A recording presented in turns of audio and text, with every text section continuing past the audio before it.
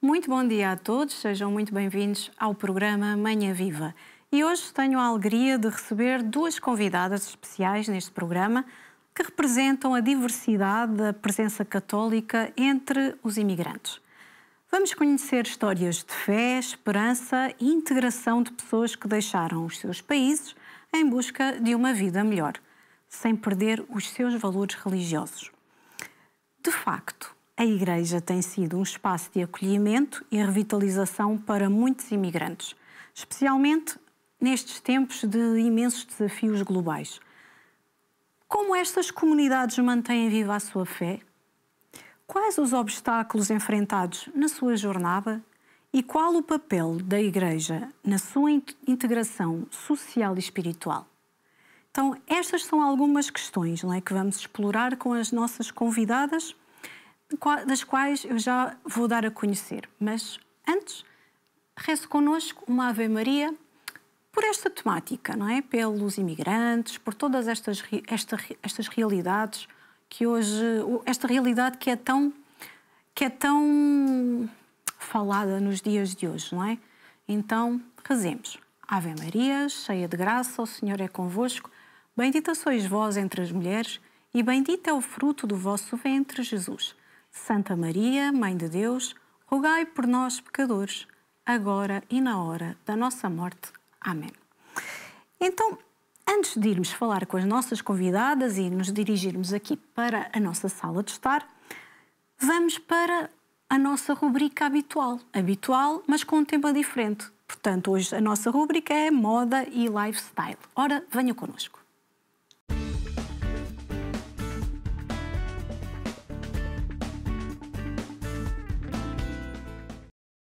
Então, eu já estou aqui com a Carolina. Olá, Carolina. Olá. Primeira vez que estou aqui consigo. E hoje vai ensinar-nos a maquilhagem, não é? O que é que nos traz hoje? O que é que vamos descobrir? Diga-me tudo. Então, como o tema é sobre mulheres católicas, eu decidi hoje trazer uma maquilhagem simples, porque eu acredito que é importante também cuidarmos de nós e sentirmos-nos bonitas, e isso não faz com que seja vaidade a mais, digamos assim, quando é na medida certa. E acho também, como é importante cuidarmos de nós, quer seja para o trabalho, para o dia-a-dia, se forem como eu ando sempre à pressa. Então, para mim, muitas vezes era um desafio conseguir sair de casa maquilhada, porque eu saía sempre à pressa. E então eu vou-vos trazer uma maquilhagem em 5 minutos. Muito bem. Para não haver nenhuma desculpa para ir. Hoje ainda bem que sou eu a apresentar, então vamos lá. Foi bem escolhido. Exatamente. Então, eu começo sempre por aplicar um produto que seja um CC Cream, um Baby Cream, como preferir, porque é um produto que não dá a cobertura de uma base, mas deixa a pele mais uniforme. Então, neste caso, assim, mais branco, e depois vai buscar o tom da pele. Muito importante também terem uma rotina de skincare, ou seja, usar produtos os mais indicados para o tipo de pele. Por exemplo, pessoas com mais rugas utilizarem cremes que ajudem na rigidez da pele.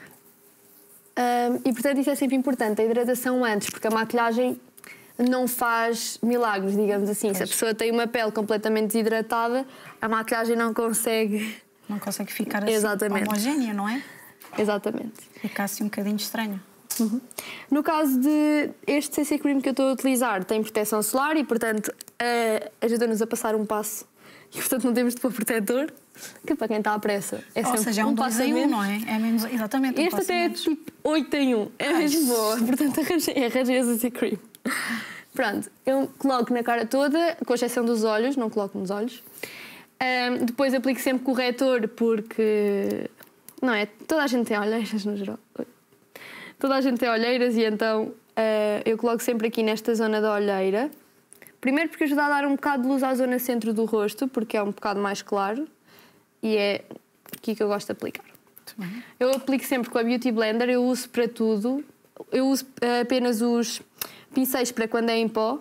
Eu gosto mais de aplicar com a Beauty Blender, mas aplico como se sentir mais confortável. É só mais para dar aqui um bocadinho mais de contraste. E iluminar a parte central do rosto. Mais escura, sim. Portanto, feito isto, a pele fica praticamente pronta. E eu até podia ir só assim, se não fosse fazer assim nada especial. Mas para ajudar a dar um bocadinho mais complexidade à maquilhagem, ainda simples, utilizo um bronzer, que podem utilizar contorno, como quiserem chamar, e coloco nesta zona aqui. Sabem onde tem, se fizerem? Isto cria uma linha. Pronto, nessa linha é que devem aplicar. Pessoas, por exemplo, que tenham a cara um pouco mais larga e menos definida, ajuda a definir aí um pouco a zona da maçã do rosto e cria um pouco de movimento. Eu gosto também de pôr aqui na testa, para não parecer só que a maquilhagem é feita dos olhos para baixo, que muitas vezes acontece. Isto é apenas para dar um bocadinho mais de cor. Sim, fica diferente. Exatamente. E, por exemplo, se não estiverem bronzeados é bom, porque assim parece que estão. Eu nem coloco muito, normalmente quando é para o dia-a-dia, é mesmo só para não ir pálida. Sim. E está discreto. Depois, isto é um truque, com o mesmo pincel e com o mesmo pó, podem fazer assim no olho, no canto externo. Vai parecer que meteram sombra e foi tudo o mesmo produto. E ajuda a uniformizar também o resto do rosto. Pronto. Depois, eu costumo colocar sempre um blush, mas usem apenas se gostarem. Nesta zona aqui, a parte mais alta do rosto, é onde eu coloco. E não puxem muito até aqui. Porquê? Porque a tendência é sempre, e de antes era à moda, é verdade, colocar aqui. O que é que faz com que o rosto descaia? Então, se colocarmos sempre para cima, na direção assim a subir, ou seja, numa direção ascendente, vai ajudar a que o nosso rosto pareça que está mais definido. É como se fosse agora usa-se muito a palavra lifting natural que podem fazer em casa. Pronto, depois de colocar o blush, não há uma regra na maquilhagem, como eu digo sempre, porque a maquilhagem é uma arte e normalmente as artes não têm regras. Exato. Mas estas são as minhas dicas. Para terminar esta maquilhagem muito rapidamente, podem colocar rímel, que é máscara de pestanas, mas a maioria das pessoas chama rímel, eu vou chamar também para ser mais fácil aí em casa de entender do que é que eu estou a falar. O rímel, a máscara de pestanas, como quiserem, deve ser colocada sempre desde a zona onde elas começam a nascer até acima, para que elas fiquem mesmo esticadinhas e assim parecemos logo muito mais bonequinhas e isto fica muito mais giro. Então, não é uma parte assim super gira de ver a fazer, mas pronto, colocamos um pouco de máscara de pestanas e terminamos, por exemplo, com um gloss que tenha brilho ou com o batom que mais gosta. Eu vou colocar apenas um brilho porque é uma maquilhagem mais simples, que assim o rosto fica hidratado. E eu podia perfeitamente sair assim de casa, já não estava totalmente branca, já estava um bocadinho mais arranjadinha e não demorámos 5 minutos a fazer isto. Muito bem. É bem prático, são ótimas dicas, não é? E pronto. Assim, estas dicas ajudam-nos também, não é? Na nossa autoestima, não é? De andarmos mais bonitas, não é? Durante o dia-a-dia, de forma discreta, mas bonitas. Sentir-nos bem connosco, que é o mais importante. Obrigada, Carolina. Até ao próximo programa. Então, vamos para a nossa sala de estar falar com as nossas convidadas.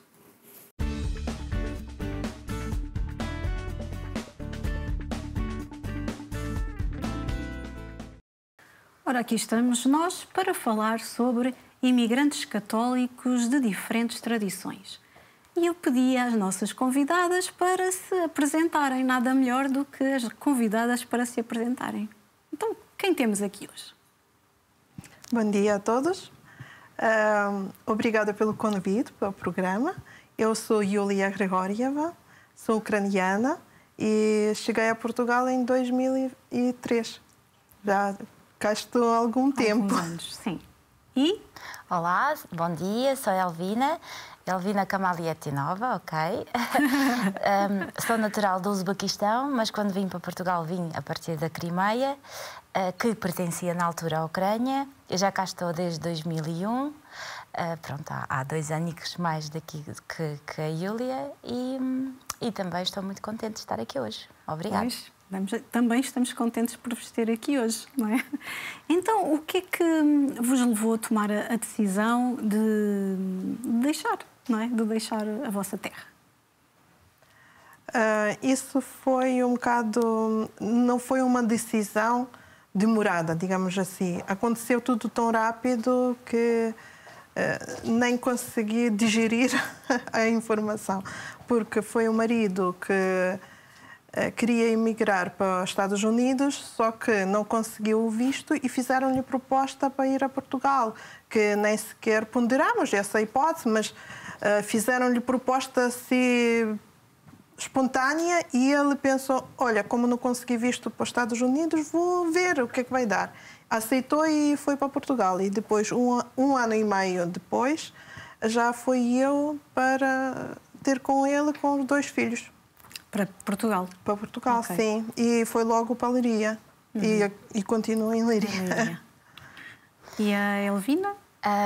Eu nasci no Uzbequistão, que é um dos países da União Soviética, e quando tinha 10 anos, os meus pais puderam voltar para a terra deles, que era a Crimeia, porque eu pertenço a uma etnia que se chama Tártaros da Crimeia. É um povo nativo da Crimeia que, na altura da Segunda Guerra Mundial, foi deportado para o Uzbequistão. Quando a União Soviética... havia uma lei que não podiam voltar. Ao acabar a União Soviética, em 1991, puderam voltar para a sua terra natal. Embora os meus pais já nasceram no Uzbequistão, como eu, mas os meus avós nasceram na Crimeia. A Crimeia, na altura, era a Ucrânia. E eu, com 10 anos, voltei, então, para a Crimeia, onde vivi precisamente 9 anos. E onde estudei e acabei o meu secundário e fui para a universidade. Mas a minha vontade foi sempre... Os meus pais são muçulmanos e eu nasci numa família de muçulmanos. E as minhas raízes, sem dúvida, são muçulmanas. O que é que acontece? Eu queria ser uma mulher independente. Sim. Queria ser alguém que não fosse dependente do seu marido, nem da família. Por isso é que fui estudar e os meus pais apoiaram-me nisso. E houve um belo dia que uma amiga minha disse, olha, dá para ganhar muito dinheiro em Portugal. E eu pensei assim, bom, vou tirar um ano de férias académicas da universidade, estava a tirar o curso de Geografia e vim então um ano para Portugal para ganhar muito dinheiro. E a verdade é que estou aqui a continuar a ganhar muito dinheiro.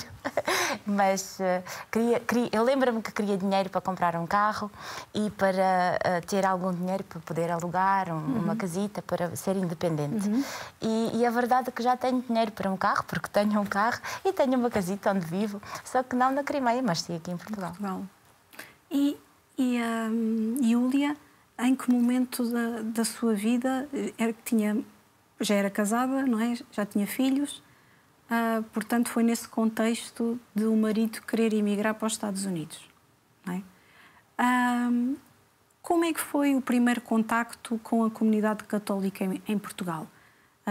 Sentiram-se acolhidas? Como é que foi também aqui o processo aqui da Elvina, não é? Porque tem aí uma outra particularidade, o facto de vir de família muçulmana. E querer a sua independência às vezes não é fácil dentro das tradições, não é? Mas como é que foi esse acolhimento com a chegada? O meu foi muito fácil porque eu cheguei, fiquei com o marido, só que eu sou muito dinâmica e não gosto de estar fechada em 4 paredes. Como não sabia falar português, não conhecia ninguém, o que é que eu fazia? Tinha 2 filhos pequenos, um tinha 4 anos, outro 3, e eu saía de casa, mesmo sem saber falar, e andava a passear, conhecer a cidade. Comecei por aí, conhecer a cidade, conhecer a história, sou muito curiosa. E porquê esta igreja, e porquê ela chama-se assim, e porquê, qual é a história, e ano de construção, e isto e aquilo. E comecei a saber sobre a Leiria, descobrir a cidade, e isso preenchia-me. E depois comecei a conhecer as pessoas, comecei a falar português, pouco em pouco. Começou a aprender? Sim, comecei a aprender. E depois sentia que falta qualquer coisa, porque faltava-me qualquer coisa, aquele de espiritualidade, porque na Ucrânia, embora nós tivemos União Soviética, e na União Soviética dizia-se que não existe Deus, Deus só era partido Lenin e mais nada, mas eu sempre tinha algum bichinho atrás de mim, ninguém me influenciou, ninguém me ensinou. Eu tive a minha primeira comunhão, é uma história engraçada, eu vou contar, sim. Sem saber, ninguém soube da minha família que eu tive primeira comunhão. Ninguém soube, porque eu fiquei curiosa. Eu nasci em 1978, já não era tão severo, a política já era mais soft, já não era tão severa, e igrejas funcionavam assim, porta meio fechada, assim, já não era tão perseguida. Sim, mas ainda funcionava, mas ainda assim atrás da porta, digamos assim. E uma colega minha da escola disse: sabes que eu vou à catequese. E eu: o que é isso, é catequese? Então venha comigo, vais descobrir. E eu fiquei curiosa, fui com ela, tinha 12 anos. Gostei. Comecei a ir, fui lá para ir 5 vezes e logo já era, porque foi mesmo na altura quando aquele grupinho ia fazer a primeira comunhão. E eu pensei assim: o que é que eu faço? Então eu decidi falar com o padre. E falei com ele e disse: eu não sei, fui aqui poucas vezes, não sei se posso, se estou preparada ou não estou preparada, mas gostava muito de fazer a primeira confissão e a primeira comunhão. E o padre disse: sim, acho que está preparada, acho que vais ser capaz. Deu-me um livrinho pequenito para preparação, para ler em casa. Então eu li, preparei-me e fiz primeira comunhão sem contar a ninguém. Não contei aos pais, não contei a ninguém, e foi assim. E quando cheguei a Portugal, faltava-me aquela coisa, um bocadinho a ser ligada. Então eles nunca souberam, os seus pais nunca souberam? Não, já depois no futuro, já depois, muito depois. Então, eu cheguei a Portugal e comecei a perguntar pelas pessoas que já conheci, se conhecem alguém, e depois descobri que havia um padre ucraniano aqui em Fátima. Então, comecei a ir aqui às missas. Às vezes frequentava a missa portuguesa em Leiria. Só que faltava-me aquela na nossa língua. Claro. E eu, porque não percebia muito bem, ainda na altura não sabia muito bem o português. E comecei, então descobri onde era esse padre ucraniano, comecei a ir aos domingos à missa aqui para Fátima. Depois já começaram missas, as pessoas reuniram-se em Leiria, começámos a ter missas em Leiria, começou a crescer, porque a igreja foi uma ponte de ligação entre pessoas, que pessoas se juntaram à volta da igreja. E assim foi muito importante, porque através da igreja conheci outras pessoas com o mesmo pensamento, com o mesmo espírito. Claro, com as tradições. Sim, não com é? tradições, que era muito importante. Cultural, sim, que é importante. Sim. Não é?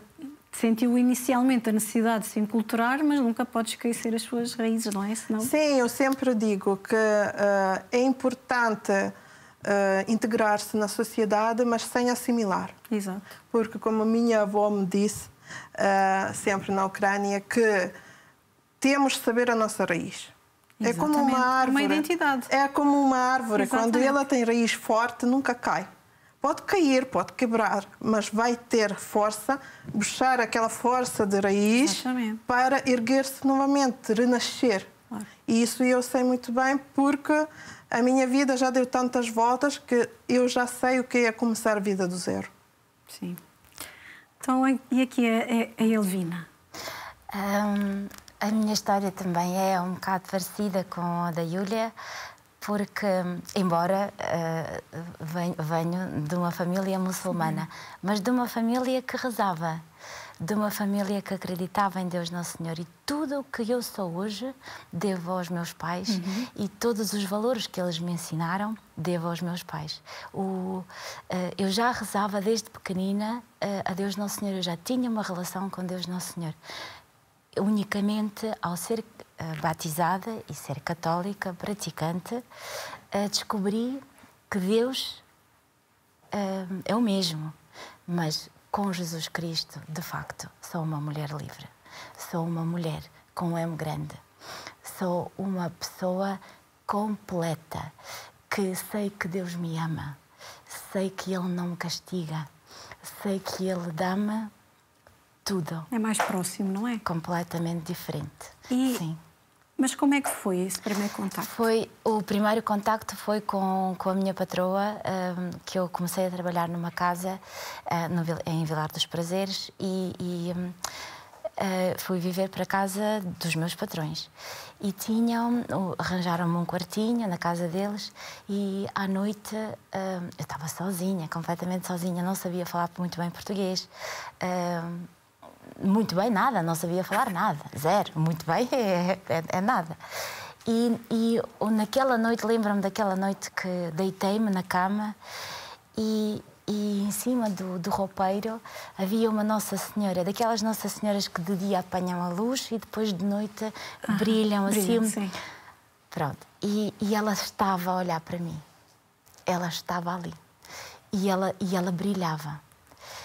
E aquela foi a primeira assim, sensação, porque os muçulmanos não têm a Nossa Senhora, só têm mesmo Deus. E a partir daí comecei a querer saber mais, entretanto, mas tudo muito devagarinho. Entretanto nasceu a minha Catarina e eu achei que ela devia de ser batizada. Ao ir, entretanto já estávamos a viver na Atoguia, fui falar com o padre e o padre disse: olha, e porquê é que tu também não fazes catequese? E eu pensei, sim, eu vou fazer. E foi tão bom porque eu tive duas catequistas, que é a Dona Esmeralda e a Dona Lúcia, que me deram catequese a mim. Não foi a um grupo de pessoas, foi a mim. Que lindo.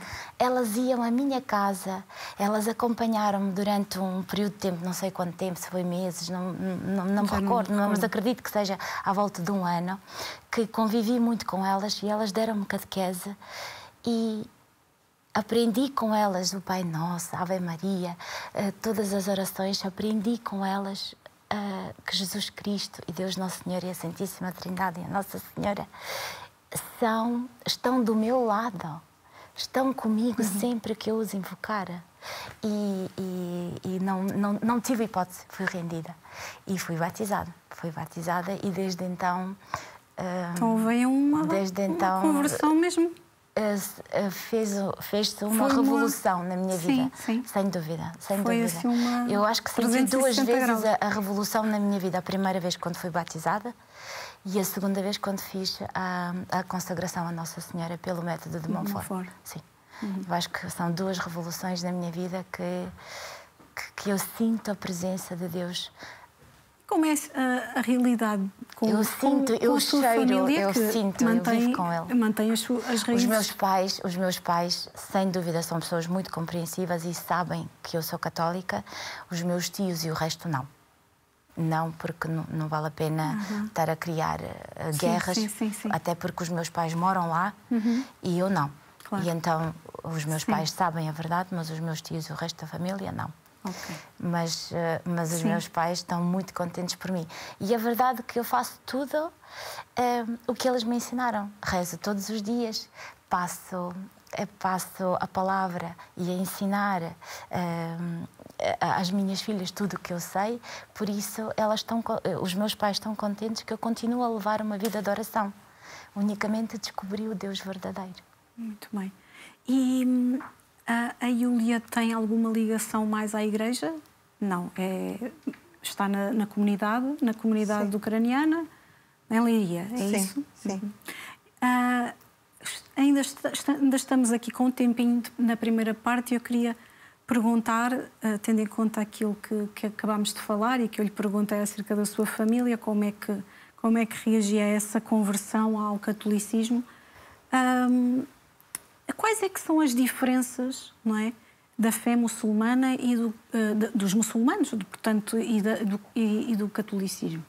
Já falou que as grandes diferenças uma mulher quando está na menstruação, somos mulheres, não pode rezar porque está suja, não pode, sei lá, uma mulher não pode ir a um funeral, por exemplo. Não pode despedir-se do seu ente querido, como aqui, exatamente. Os homens têm muito mais poder do que as mulheres. A mulher não tem a palavra. Por exemplo, eu se continuasse lá, o que me podia acontecer era chegar alguém com o dote e querer casar comigo, por exemplo, e eu tinha que casar. Não faz sentido nenhum. Mas isto são coisas, digamos assim, civis. Em relação a relação com Deus é completamente diferente. Eu acho que Jesus Cristo é um Deus libertador. E ainda bem liberta-nos que de todos pais os nossos...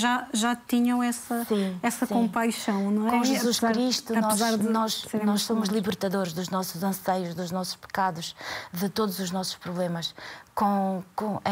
Na religião muçulmana, a mulher é muito oprimida.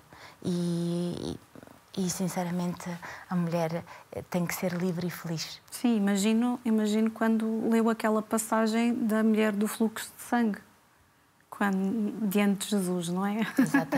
Exatamente. É isso. Muito bem. Então já voltamos à nossa conversa, vamos só para um breve intervalo e já voltamos.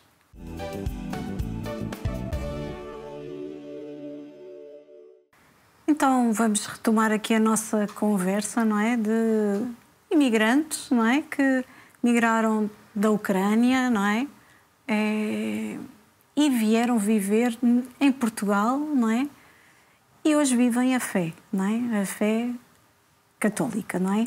Então perguntava às duas, não é, então como é que é viver num país onde a cultura e a prática religiosa, no fundo, eram tão diferentes, não é? Da vossa. Não é assim tão diferente como parece. Quando eu cheguei, às vezes os portugueses perguntavam-me: o que é que vocês lá comem no pequeno almoço?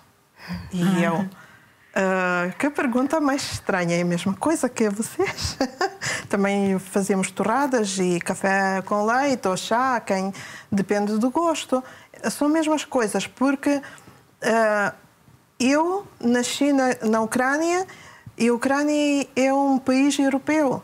E nós temos cultura europeia. E eu já nasci numa cultura cristã, embora oprimida, à escondida, mas tínhamos isso na família. Festejávamos Natal, festejávamos Páscoa, às escondidas, através da porta fechada. Não se podia contar a ninguém, nem dizer nada, nem comentar na escola. Mas nós sabíamos da existência de Deus e tudo isso. Por isso, quando cheguei aqui, para mim não era estranho. A diferença era na língua, mas na cultura em geral somos muito parecidos, porque há sentimentos gerais para a humanidade toda.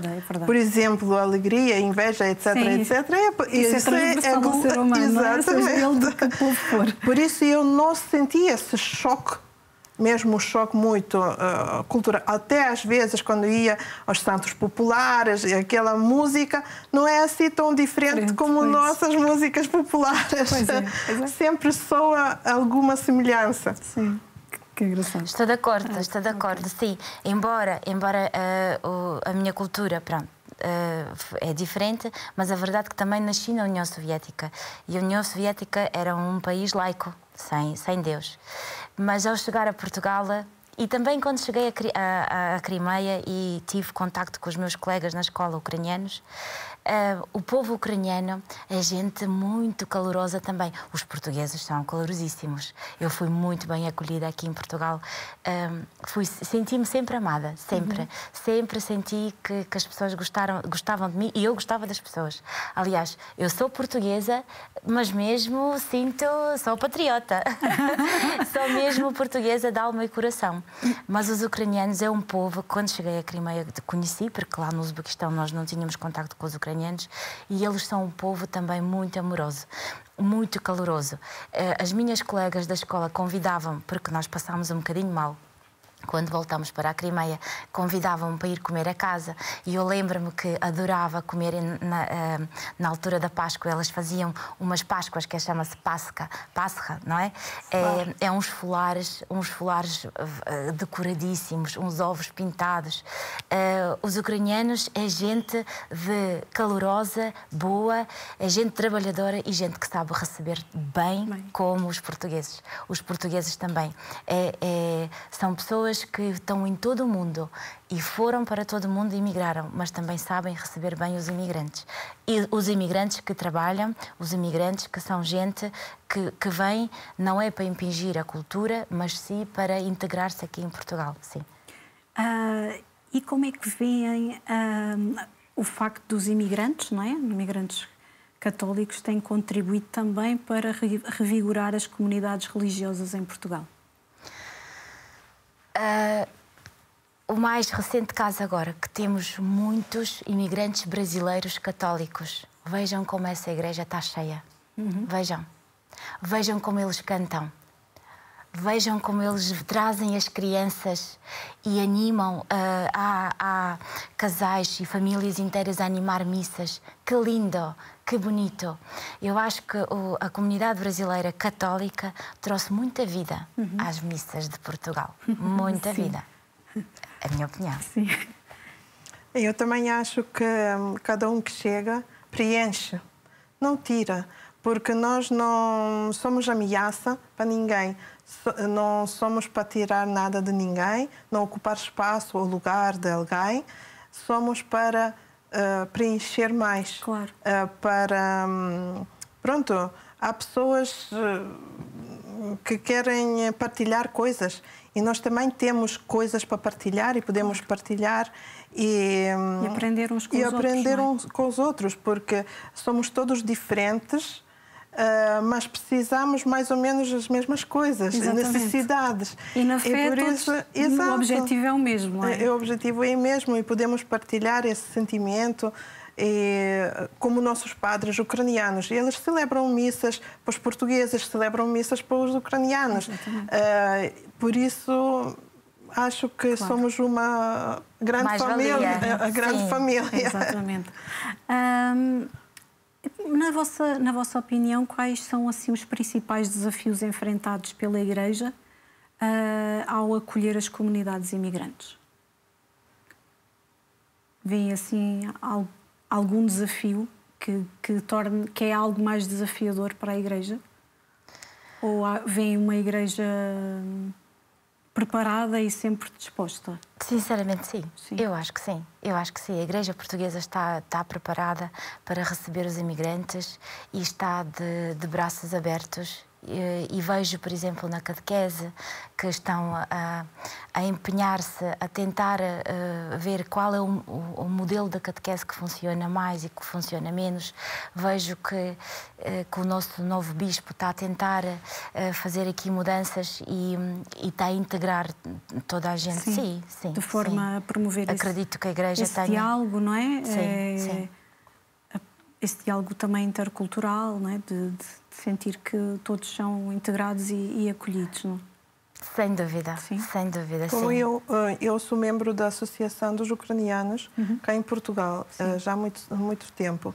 E quando começou a guerra e recebemos os primeiros refugiados em Leiria, também foram muito bem recebidos pela Igreja Católica, sem saber a religião deles, porque vieram pessoas com religião, ou com fé e sem fé. Fundo, não era o importante. Sim, não era importante. Era importante a pessoa e acolher a pessoa.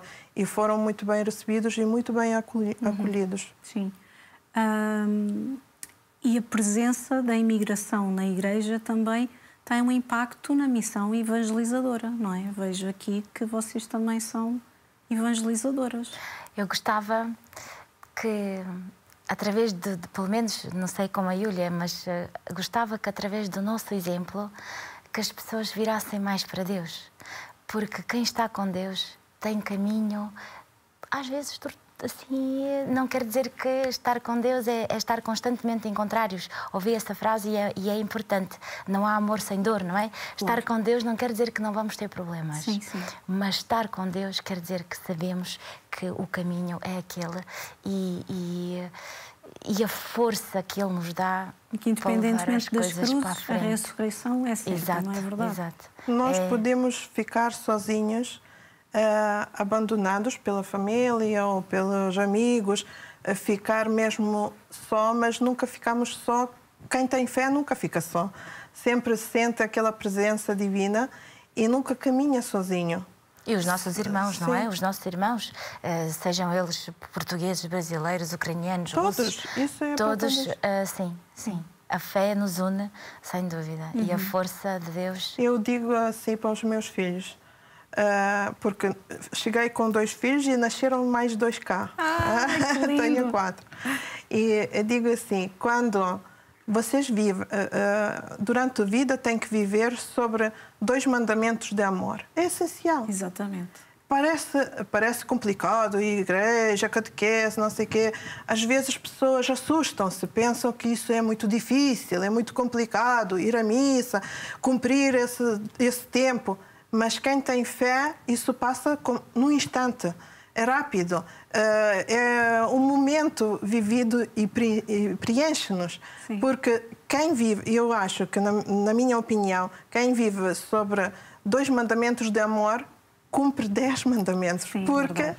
isso é uma guia. Porque se desdobra. Exatamente. E se toda a gente vivesse assim, o mundo ficava melhor.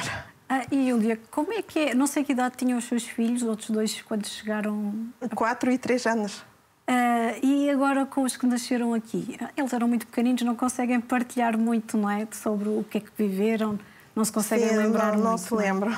Pois, exato. Se fossem mais velhos, ia perguntar como é que é eles contarem aos irmãos que nasceram aqui algumas particularidades das suas vidas, que eles que nasceram praticamente cresceram já exatamente, aqui. Exato, são muito novos.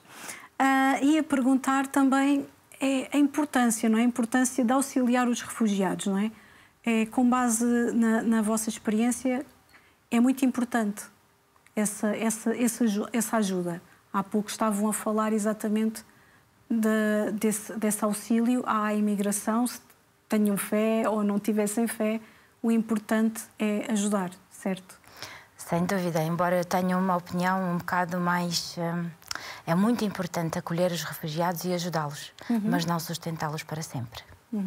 Pronto. Tenho que ser muito sincera, porque assim, eu fui ajudada, mas depois comecei digamos assim, a querer viver... caminhar sozinha, não é? Exatamente, a caminhar sozinha. É muito importante ajudar, sem dúvida, porque as pessoas estão numa situação muito complicada, mas não é ajudá-los para sempre, porque isso faz com que a pessoa não queira sair, digamos assim, do poço. Exato. Não, a pessoa tem que ser ajudada, mas tem que depois caminhar sozinha. Eu, como tive a experiência de receber os refugiados em Leiria, e passaram muitas famílias diferentes por mim, e eu posso dizer que já vi tudo. Vi tudo, só que há casos e casos. Claro. Há pessoas que receberam... porque essa situação com refugiados é um bocado difícil, porque não foi imigração voluntária. Okay. Eles tinham que sair porque foram obrigados a sair. Claro. E isso psicologicamente é muito diferente. Nós chegamos aqui porque queríamos sair. Exato. Por vontade própria. Quem sai contra a vontade e perde tudo já está muito afetado psicologicamente. Mas também eu entendo o lado quem recebe. Quem recebe também tem dificuldade, porque aparecem pessoas estranhas, com outra língua, outra cultura que eu não conheço. Começam a criar outros sentimentos de desconfiança, insegurança, medo. Isto é compreensível. Por isso, tem que se trabalhar em 2 lados. Quem ajuda e quem é ajudado. Saber receber e saber dar, para não criar dependências. Sim, porque houve situações que ajudamos, sempre tentamos ajudar o máximo possível a cada família, quem pediu ajuda, só que havia, de facto, casos com abusos, ou não posso dizer abusos, não vou dizer abusos, mas sem capacidade de retomar a sua vida. A pessoa não tinha capacidade de retomar a sua vida, tomar responsabilidade pela própria vida. Sim. Queria que alguém terceiro tomasse decisões. E isso não pode ser. Por isso é muito importante trabalhar essa parte, trabalhar a parte emocional, sim, parte psicológica, sim, sim, sim. Que nesses nem casos sempre vem muito afetado, não é? Ou até já é algo que trazem do próprio país de origem. Não é? Acredito que também possa já vir. Porque chegaram pessoas já marcadas de lá, já com muita bagagem emocional e psicológica, claro, e tinham que lidar com ela aqui. Muito bem. E a vossa fé ajuda também a construir esses pontos entre essas culturas, entre essas realidades? Acho que sim, porque temos agora na comunidade refugiados que vão à missa que na Ucrânia nunca iam. E eu acho que isso é bom sinal. As evangelizadoras. Sim, acho que isso é bom sinal. Claro que sim, claro que sim. Eu não tenho tanto contacto com a comunidade ucraniana, mas tenho contacto com outra comunidade aqui em Fátima e vejo que a gente dando um bocadinho de carinho, um bocadinho de amor, as pessoas reconhecem Deus, as pessoas reconhecem Jesus em cada carinho, em cada gesto de bondade, digamos assim. Sim. Podem contar especificamente um episódio desses? Se calhar a Júlia tem mais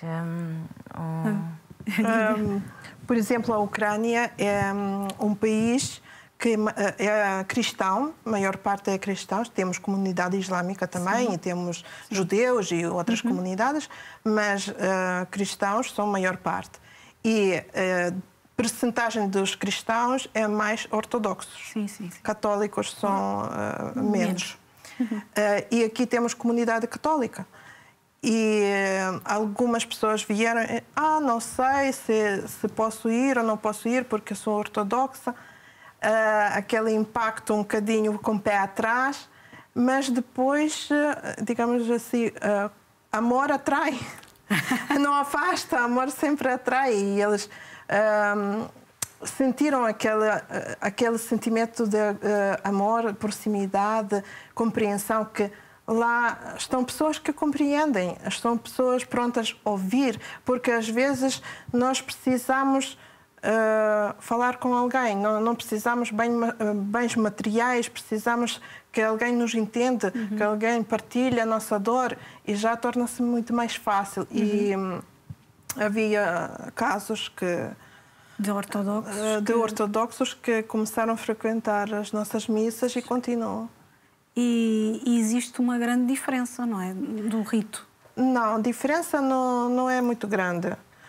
A diferença é mais, digamos, na política da construção da igreja do que na celebração. Porque a celebração é quase idêntica. Ok. Sim. Muito bem. Então, e quais são as expectativas para o futuro das comunidades católicas e imigrantes em Portugal? Já pensaram nisso?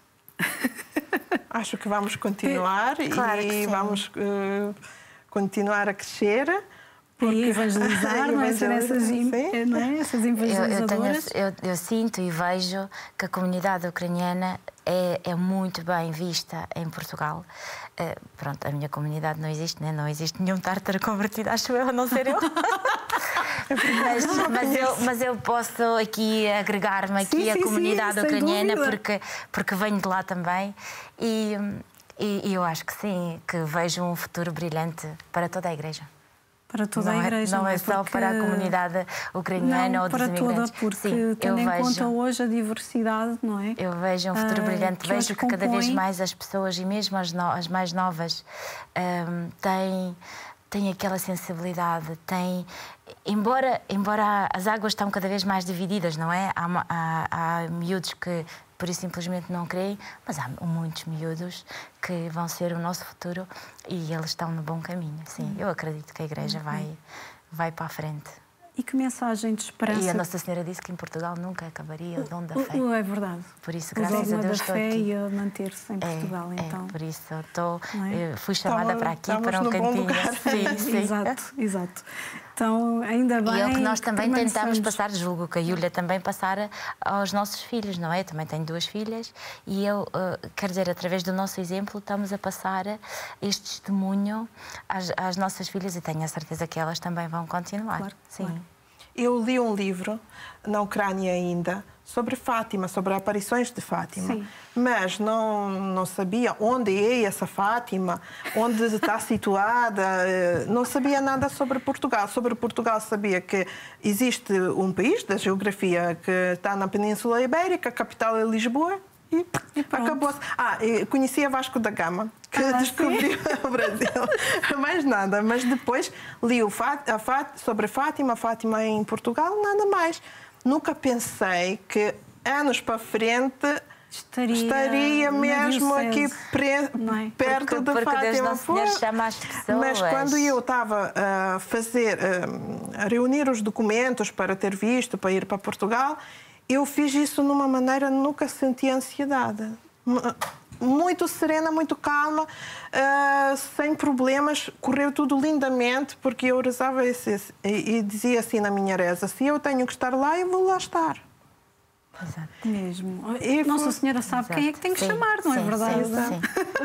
Independentemente do povo. A Nossa Senhora chama mesmo as pessoas, sim, porque em Fátima a Nossa Senhora, sim, chama mesmo as pessoas, porque ela veio. Eu vim tão longe, ela também. É mesmo. Tem que ser. E Nossa Senhora congrega. Eu estou grata a estar aqui neste lugar. Para... Viver aqui em Fátima é uma bênção. Sim. É uma graça que muitos, tenho a certeza, que invejam. E uma mensagem de esperança, já que estamos neste ano da esperança, não é? É uma mensagem de esperança que gostariam de deixar às pessoas que assistem o nosso programa e que, tendo fé ou não tendo fé, é o vosso exemplo de coragem, não é? De sair da vossa terra, enfrentarem tudo. Com fé já, mas ainda com uma fé um bocadinho pequenina, ou depois uma fé que se tornou assim, não é? Uma conversão assim. O que é que gostariam de dizer às pessoas?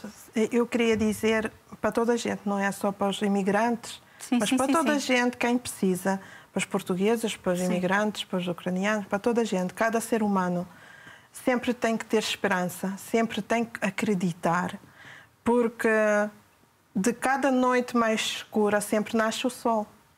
Por isso não podemos estar sempre no escuro. Sempre vai aparecer sol. Basta acreditar, basta abrir. E uma dica que eu participei em várias palestras para os imigrantes e sempre dica que eu dava: sair da sua bolha, sair de 4 paredes, não se fechar, não fechar dentro da casa, não criar situações que depois deixam a pessoa deprimida, triste, ficar com a mente aberta, sair de casa, espairecer, conhecer novas pessoas e Deus vai pôr no caminho pessoas certas. Sim. Acreditar nisso e sempre ter essa esperança. Por isso ela vai dar asas para voar. Claro. Acho que sim. Porque foi assim comigo e isso é a minha própria experiência. A Júlia aqui estava a falar no sol, que o sol nasce todos os dias, e eu ouvi há pouco tempo uma frase que não sei dizer exatamente como foi dita, mas dizia algo assim: o sol nasce para todos, mas nem todos descansam na sombra do Omnipotente. Forte. E é mesmo isso. Com Deus Nosso Senhor nós estamos seguros. Com Deus Nosso Senhor nós temos capacidade para tudo. Essa é que é a esperança. Muito obrigada. Foi um gosto tê-las aqui e também de poderem partilhar a vossa história com todos nós, não é? Comigo. Sinto uma grande gratidão a Deus por estar aqui a apresentar um programa e ouvir o vosso testemunho. Muito obrigada pela vossa presença. E nós também agradecemos por tudo e pelo povo português que acolhe-nos tão bem, que sentimos em casa. Sim, é muito importante. Sim. Obrigada. Obrigada. Obrigada também a si que esteve desse lado. Então, as histórias de fé, não é? Destes imigrantes, não é? Que são o nosso povo, não é? Mostram como a sua presença revitaliza comunidades religiosas e enriquece a nossa Igreja com diversidade cultural e espiritual, não é? Os seus testemunhos, a sua ação evangelizadora, não é?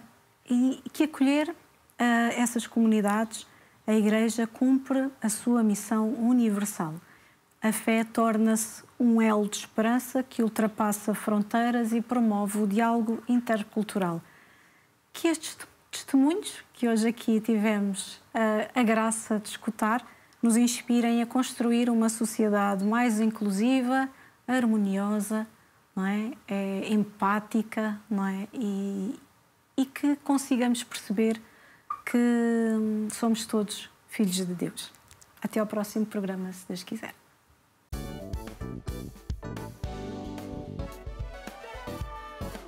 Se gostou deste programa, clique aqui na nossa playlist aqui em baixo para ver outros episódios. Se ainda não subscreveu o nosso canal do YouTube, faça-o já clicando neste botão aqui do lado e será logo o primeiro a saber todas as novidades.